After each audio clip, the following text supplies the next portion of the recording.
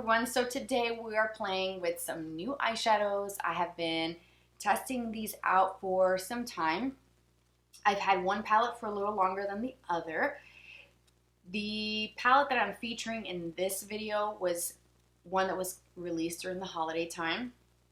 I got it and it's been in my collection for a while, and it's embarrassing to say that I'm just now playing with this. I've been pushing myself to use this palette only for my eyes. It's hard because I have other palettes that I would love to use, but I really wanted to try to use as many colors in this palette as I could and try to do some like everyday colors and looks, and then kind of elevate that with some bit of color, because this palette does offer a range of everyday neutrals and then some really bright, bold colors that may not necessarily be my first choice of colors for eyeshadow. It's beautiful, they're pigmented, but I really wanted to push myself to try and just do something different. So I've been using some of the bold colors here and there, mostly in the lower lash line, just because I feel like that's a safe place to use actual color that's not tan, neutral, champagnes, soft pinks, rose gold, those types of tones that I wear every day. So the palette that I'm talking about is the palette from Pat McGrath. Yep, I picked this up because I've been wanting to try more from this brand. This is the Mothership Mega Celestial Nirvana that came out over the holidays. I am late on the bandwagon. I've had this shortly after its release, but again, with the holidays and all the stuff that comes around that time of the year, I just didn't get to it until recently, and I'm kicking myself because this is actually really good. And there are really beautiful shades in this palette that I use on the daily. I use it every single day. This is day number 7 or 8 of using this palette, and I like it. So I'm gonna do a look with this. But the other palette from Pat McGrath that I've had for a lot longer is the Mothership palette. This one is the Divine Rose. There's 2 versions. This is the original, and then the Divine Rose 2, which pulls very heavy onto the pink side. So she's beautiful. She is just, yes, all around, yes, I love it. So I have been playing with this Mothership palette, if I can talk, for a few months. I didn't even mention it. I think I may have shown it on Instagram, like part of my look of the day, just kind of like a quick snapshot of what I was using. But I didn't actually go into reviews. I didn't share my opinions because I really wanted to try this and see why. First of all, the price point of $128, why? And then what's so popular about the formula, because it seems like a lot of people like Pat McGrath, and now I can see why. The formula is some of the best that I've ever used, and every time I use this palette, I love the way it looks. Same thing with this. And what's the common thing? I think it's the formulation. I think it's the blendability of the mattes, the smoothness, the creaminess that comes with the metallics, the variation of formulas and finishes. You have some intense shimmers, metallics, some like duochrome finishes, some that are more sparkly and glittery. You have multiple options all laid out in one palette. And I feel like it's done very, very well in this holiday palette and also in the Mothership palette with the different options and different finishes. You have some, like I said, duochromes. You have your typical metallics. Then you have your mattes, which the mattes in this Divine Rose specifically, those tones that were created in matte formulas, I feel like is key to making this palette user-friendly and very everyday wearable. Same thing with this. There's a few colors that are in the brown tones that I feel like are great, and I'm glad that those are matte. It is lacking a shade that's kind of close to like a skin tone color, like for me to blend. I have to bring that in from a different brand and kind of work that to clean up if I get messy and sloppy. I just wish that there was something a little lighter, like a beige, like a bone ivory type shade, something that I can use to clean up any mistakes. Even with some of the bold colors, I could use that help. And I feel like this is kind of lacking that, just because I will show you. You don't really have that. This light shade here is actually an icy lavender shade, so it's not white and it's metallic. It's beautiful, but it definitely is intense. We're going to get into the tutorial that I am wearing for the look today with this palette, and hopefully you will enjoy the look, and then I'll kind of sort of wrap up my final thoughts and experience with Pat McGrath eyeshadows. So let's get into the look. So I've been using this brush. This is a very old brush. It's a 228 Luxe Crease brush. It looks like this. It's fluffy and tapered. And I've been going in the crease, starting with this very light shade here. So this palette only has 2 brown tones, and this is the lightest one. And with this palette, and also the Mothership palettes, you don't need a lot of color to really get that impact. So I have a little bit, tapping it off, and I just feel like a little bit built up really nicely. I do have an eyeshadow primer on already. It's the Milk Hydro Grip Primer. And I barely tap my brush into this eyeshadow pan. And you can see, even though it's not as blended as I would like, the amount that comes off just one little tap. So this is going to last a long time.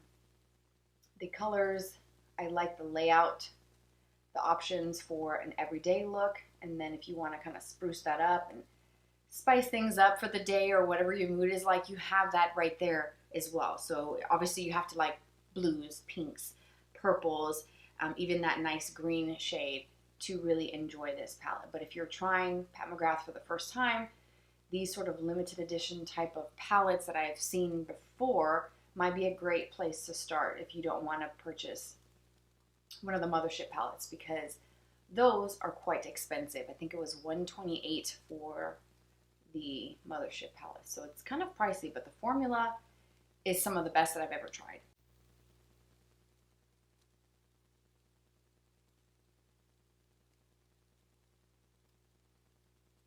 So the part that I feel like is lacking in this palette is something even lighter, some like a light beige, an ivory, not something like too white in color, but something kind of like beigey that you can use to clean up around the edges with some of these colors. So that is something that I have to pull in from a different palette or a single eyeshadow. So that's just kind of my issue there, that I have to sort of bring in something else to really work around like my edges. But this is just a clean brush with nothing on it, and I'm just kind of blending all of this out. So I think I'm going to go in with the bronze shade just because it has some sparkle to it and it looks really, really pretty on the lids. And the best brush for that, I think, is something like this. This is a MAC 239 brush. I feel like it picks up color and it places it really, really nicely on the lid.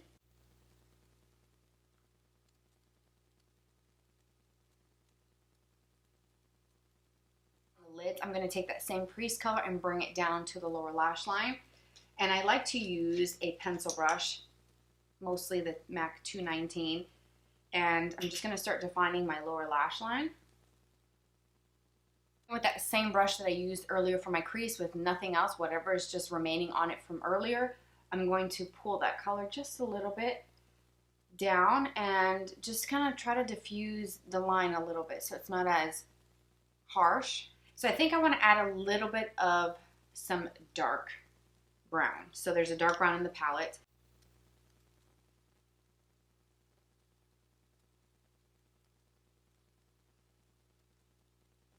It's kind of like a deep rust. This one is more of like a bright neon orange. I don't think I want to do that. I think I'm going to do maybe a little bit of this.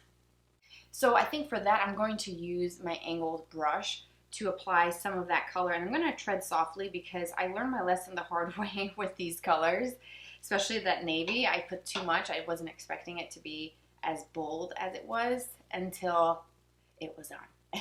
So I'm going to take a little bit of that color and kind of work that.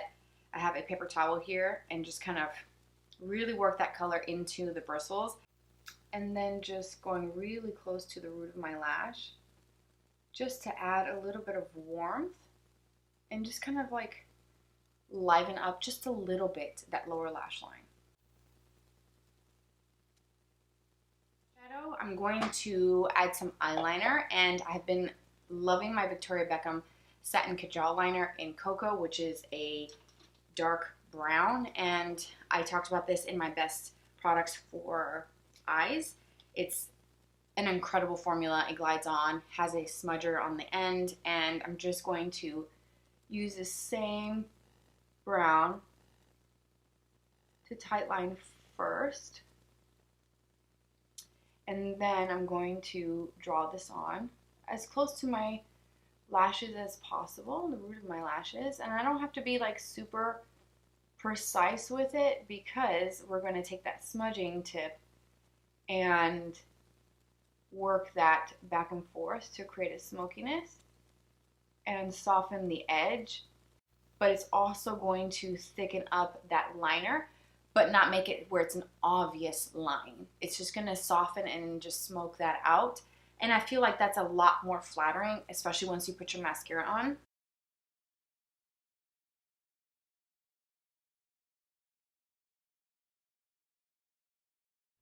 And then I'm going to finish the eyes with 2 coats of the Ilia Limitless Mascara. If you have not tried this mascara, please do so. It's amazing. It gives such a thick, voluminous, fanned out, dramatic lash effect. Like, it is awesome. Love this stuff. And that's just 1 coat. Do you see the difference that that makes? Like, what?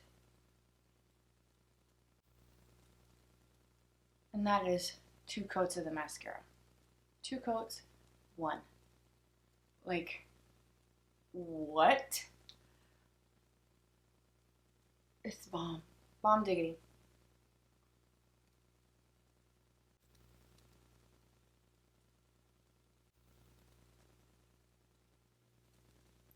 And here is an up-close look at the eyes completed with mascara. Alright, so that completes this tutorial for my first Pat McGrath eyeshadow tutorial. I have been wanting to try this brand for such a long time, and I feel like when I see some of her products, I'm like, oh yes, gimme, gimme, gimme. But then I look at the price point, like I said earlier, the Mothership palettes are $128, and I'm just taking a step, I'm like, wait a minute. Let's reevaluate. Do I need to spend that much for eyeshadow? Do I really need to spend, like this palette, the one that I used today, I think it's like 82 or was 82. It might be hopefully cheaper than that now because it's no longer the holiday season, but when it first came out, I want to say it was 80, 82, no more than 85. Don't quote me on the price. I'll put it down below, the whole name and everything for it.